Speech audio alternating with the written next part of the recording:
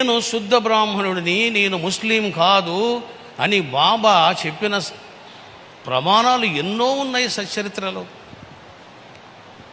ఇవన్నీ ఏమి చదవకుండగా, సచ్చరిత్రలో ఒక అధ్యాయం కూడా చదవకుండగా నోరు ఉంది కదా అని రౌడీలాగా మాట్లాడితే ప్రజలు ఊరుకుంటారా? సహిస్తారా? ఎంతకాలం సహిస్తారు? మాట్లాడేవాడెవడు? మాట్లాడిస్తున్నది ఎవరు? వెనకాల ఉన్నదెవరు? అందరినీ బయటకు లాగుతారు, అందరికీ బుద్ధి చెప్తారు, అందరికీ గుణపాఠాలు అవుతాయి. సత్యమిది.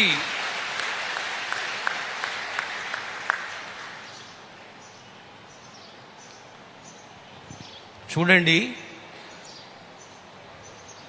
ఏదైనా సరే ఒక విషయాన్ని చెప్పాలి అనుకున్నప్పుడు నిర్భయంగా ఆ విషయాన్ని మాట్లాడవచ్చు.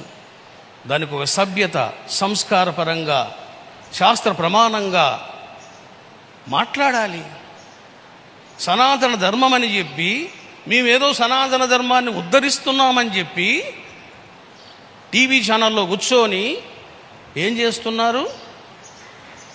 అసభ్యకరమైన మాటలు మాట్లాడుతున్నారు, అసభ్యకరమైనటువంటి వాక్యాలు మాట్లాడుతున్నారు. మరి ఇవన్నీ ప్రజలు నేర్చుకుంటారా? నేర్చుకోరా?